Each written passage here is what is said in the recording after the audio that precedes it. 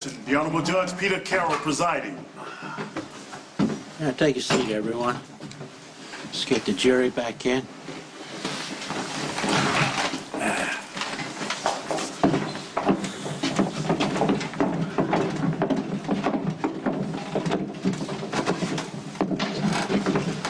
Madam Foreperson, has the jury reached its verdict? Your Honor, I have new evidence to present before the verdict is announced. Objection, Your Honor. Detective Falconeri, you again. I've already locked you up once for obstruction. This better be damn good. I apologize, Your Honor, but the truth needs to come out. Sonny Corinthos didn't kill his wife. His son Michael did.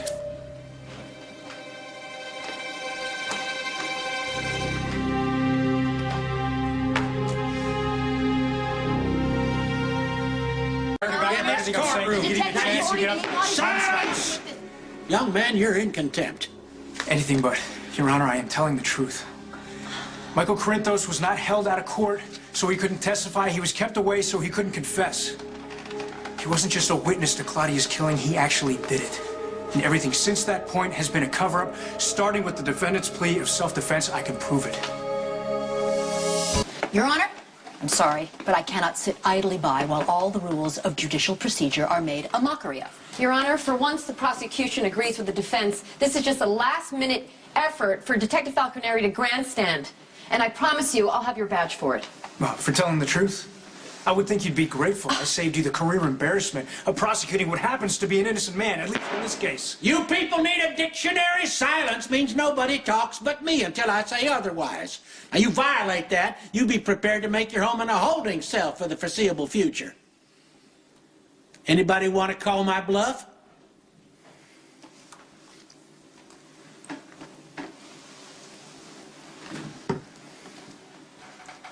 Bailiff, take the jury back to the jury room.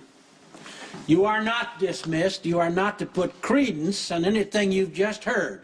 At this point, this is nothing but a fairy tale concocted for God only knows why, and I intend to find out. Now, don't talk about it. Go.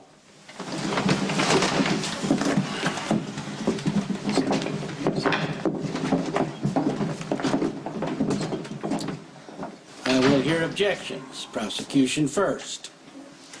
Detective Falconeri is a walking conflict of interest, Your Honor. He's the defendant's son, as evidenced by the fact that he's already lied under oath to this court to protect his father. And talk about fairy tales? Who can forget the whopper that Detective Falconeri spun about the Keystone cop who fumbled his gun and shot himself, when anyone with half a brain knows that Sonny Corinthos shot him at point-blank range? You prove that, we'll have something to talk about. I've already proved it in the second lie Detective Falconeri is telling. He is covering for his father again by trying to direct this court into a mistrial. And any proof he claims to have is yet another fabrication unless Michael Corinthos walks in here and confesses. Are you going to produce this witness? No, you can't, because you conveniently let him go.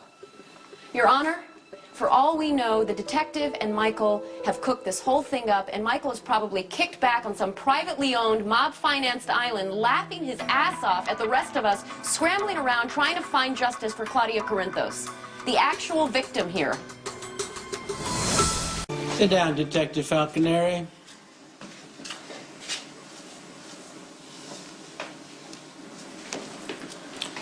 I'll hear from the defense.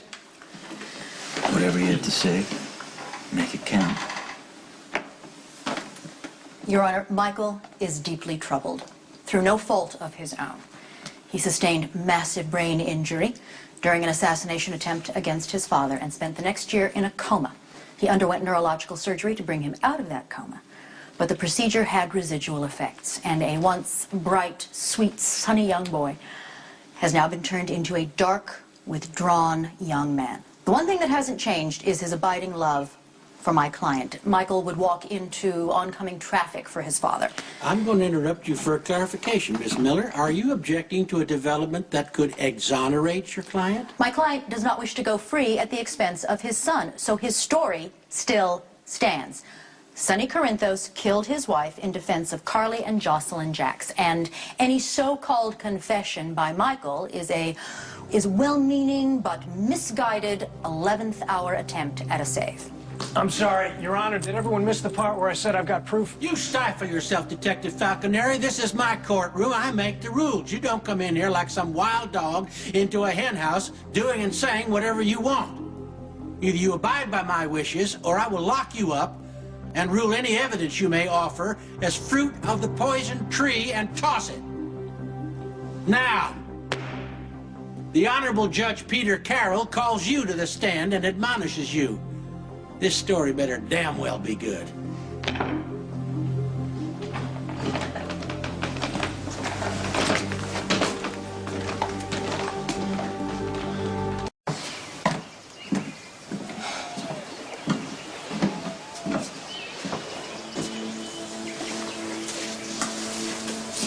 Nice day to be on the lake. Here's some advice. Next time you're hiding from law enforcement, it's a lot harder to find fugitives that stay indoors. Do you swear to tell the truth, the whole truth, and nothing but the truth, so help you God? I do. Be seated.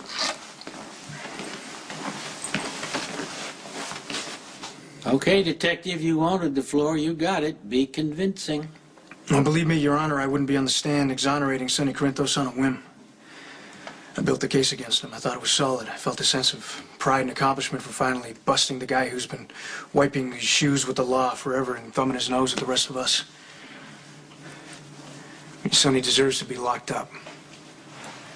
But for something he did. And he didn't kill Claudia Corinthos. Michael did. And that poor kid has been living in a world of hell ever since. Your Honor, I'm going to have to object. The witness is sermonizing. He hasn't produced a single fact or piece of evidence to support this ridiculous accusation. Overruled. Though I agree, I haven't heard anything so far but a point of view. So, why did you I overrule already it? ruled. What happens when I rule, Miss Walsh? Subject closed. Now you're getting it. Let me make this very clear, just so there's no room for misunderstanding. Detective Falconeri is not a prosecution witness. He's not a defense witness.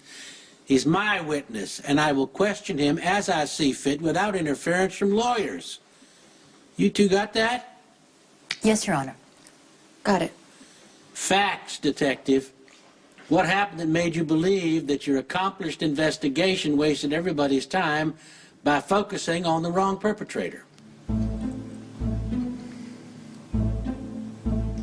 This is private property, you know.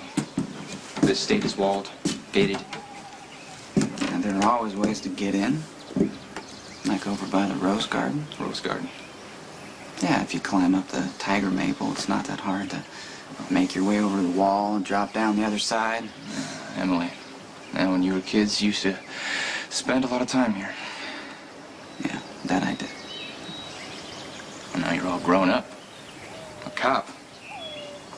Shouldn't you, appear at the door with a warrant? I had probable cause. Yeah, I found a candy wrapper outside the east gate. Could have been a burglar with a sweet tooth. Smooth. Huh. Slippery, but smooth. So what's the story? Edward hiding out here? He doesn't know I'm here. No one ever comes down to the boathouse except for Alice once a week to clean it. So far, I haven't seen her. She's a juror on your dad's trial. They're supposed to be coming back with a verdict anytime. Well, I guess I really blew it by letting you find me, didn't I? Well, that depends on the verdict. Look, how'd you find out I was here? It's just a process of elimination. There's only a few decent places in this town where you can hide out. You weren't at any of them, and then I realized you are a quartermain. Lots of places to hide here. So, what happens next? I have to take you in. But first, I want you to do something for me.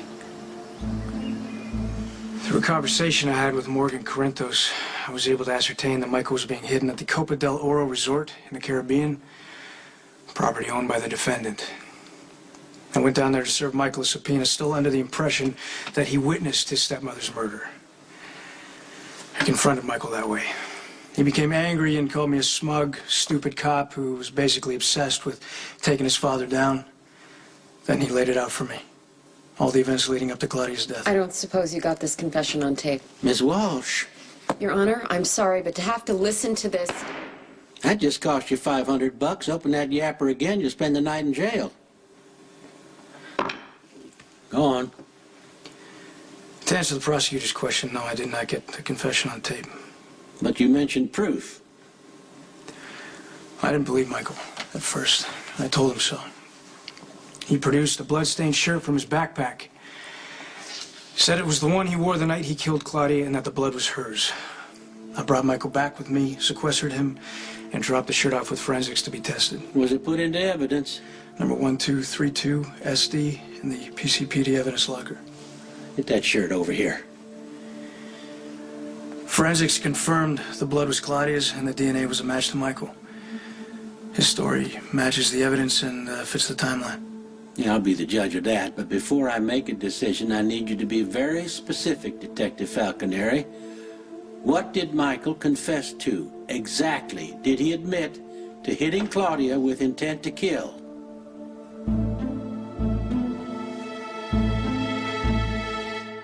So, is this a negotiation? Or did I do something for you, or you return the favor? Like maybe walk away and pretend you never saw me? I can't do that. No, somehow I knew you'd say that. I have to turn you in. But I'd like to hear what really happened that night. From you. Not with Carly's spin or Dante's conflict clouding things. Straightforward from your perspective. When you look back with perspective, it all ties together. Michael had been struggling since he came out of the coma. It was neurological damage, he had impulse control issues. I mean, he was an emotional, volatile kid. And that night set him off. I gotta admit, it was shocking when Sonny went off on Claudia the way he did. No one expected it. Everything seemed normal. 1 minute, everything was fine, and then the next, chaos. Claudia had Michael's pregnant mother at gunpoint. She was going into labor. She hauls her out of there, steals a car, goes God knows where. I mean, Michael wasn't the only one flipping out. Jax brought me home. My dad showed up, wanted me to stay with him, and they got into this raging fight. You know, I stood there thinking, if I just come forward sooner and say it was Claudia who got me shot, none of it would be happening. So, you know, my head felt like it was going to explode. You know, so I decided to take off. I didn't know or care where I end up. I mean, Canada seemed as good as the destination as any, so I got in my car and I headed for the border. Michael's driving along. He sees the car Claudia stole from the Metro Court. He knows it's hers because it's got the valet ticket. But there's no sign of Carly and Claudia. So I yelled out for my mom. I was already afraid of what I might find. My mom had a risky pregnancy, and we tiptoe around her for months because any stress caused a stroke. So, and after everything that just happened, I felt scared for her. Michael followed a track through the woods to a cabin. At first, he was relieved. Carly and Claudia had found shelter. I made my way up to the door, and I heard my mom screaming. Does it get hazy from there? I wish. I remember every second. I mean, can you imagine what's going through this kid's head? There's his mother on the couch. She'd just given birth, and this mad woman who'd kidnapped her at gunpoint is about to take off with the baby. So there wasn't much time to think. I just knew I couldn't let Claudia leave that cabin with my baby sister. So I grabbed the axe and I ran inside and I hit her as hard as I possibly could. And then she just crumpled. So still. Blood making a pool under her head. Michael dropped to his knees beside Claudia. That's where he got her blood on his shirt. And she was dead.